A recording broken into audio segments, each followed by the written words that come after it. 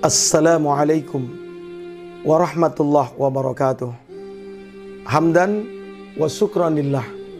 Sahabat taslim yang Allah muliakan, berkah, rahmat selalu ada pada sahabat sekalian. Subhanallah, bahagia sekali saya dapat menjumpai sahabat sekalian.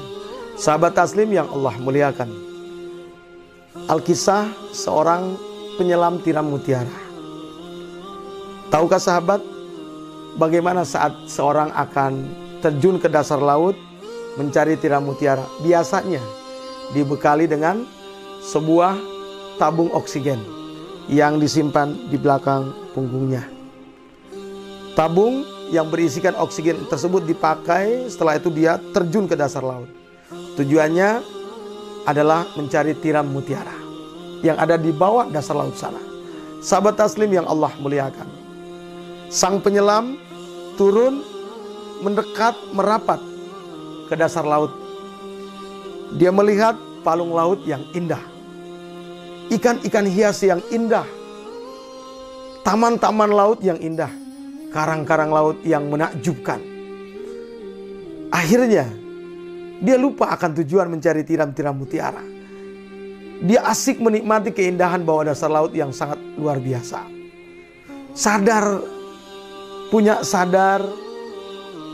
ternyata oksigen yang ada dalam tabung tinggal sedikit lagi.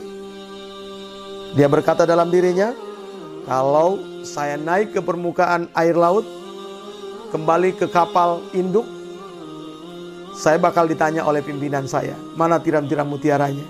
Berapa yang kamu dapati?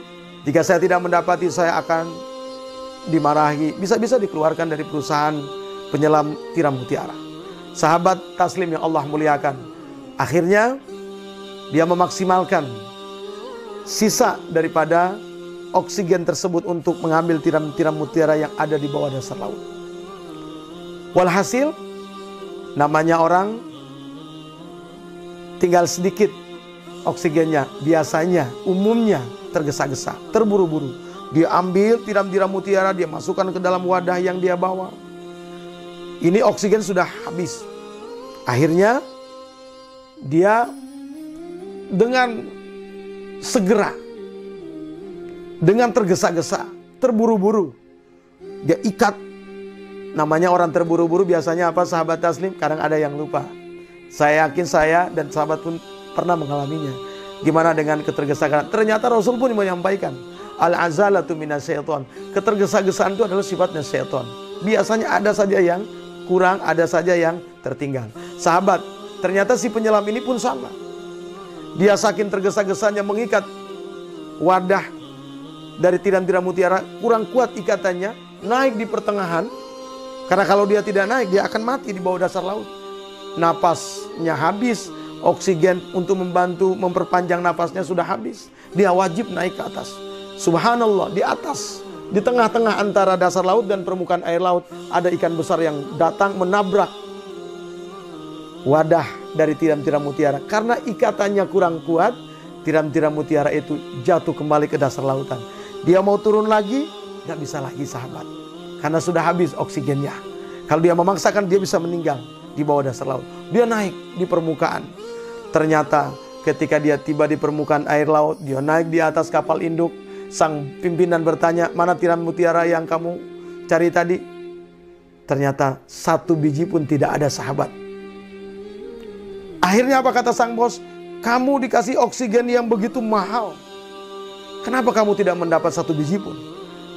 Sang penyelam ini berkata, Tuan, wahai bosku, saya minta maaf. Saya terpukau terlena dengan keindahan dasar laut yang sangat luar biasa.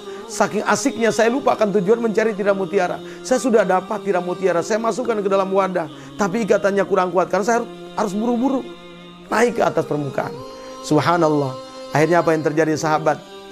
Kata sang bos, kamu saat ini juga saya pecat. Tuhan minta maaf, saya mau kembali lagi mengambil. Tidak, saya keluarkan kamu detik ini juga. Sahabat yang dimuliakan oleh Allah Subhanahu wa ta'ala. Akhirnya apa yang terjadi? Pelajaran yang terbaik bagi saya dan kita semua, bahwa oksigen yang ada dalam tabung itu laksana usia kita, masa muda kita. Dan yang kedua, taman laut yang indah itulah perhiasan dunia, dan tiram-tiram mutiara itulah pahala-pahala yang telah kita kumpulkan, dan ikan besar itulah sifat riya. Sahabat, hati-hati, kita ini sudah berbuat banyak kebaikan. Jangan sampai kebaikan kita hilang karena ada sifat riya. Atas hal itu, sahabat taslim yang dimuliakan oleh Allah Subhanahu wa taala, pastikan bekerja beramal karena Allah. Jangan ada sifat riya, maka akan habis semua amal ibadah kita, dan di akhirat akan Allah campakkan kita dalam neraka. Na'udzubillah, summa na'udzubillah. Demikian sahabat, kisah inspiratif yang kami sampaikan, semoga bermanfaat. Saya minta tolong untuk sebarkan dakwah ini agar kita semua mendapatkan berkat dengan cara like dan subscribe, dan kirim sebanyak-banyaknya, mudah-mudahan kebaikan bagi kita. Dan saya mengucapkan terima kasih pada pemilik apartemen ini. Mudah-mudahan Pak Haji Edi selalu diberi keberkahan oleh Allah, dan juga Kang Akong yang selalu menemani, selalu sehat dan lancar urusannya. Assalamualaikum warahmatullahi wabarakatuh.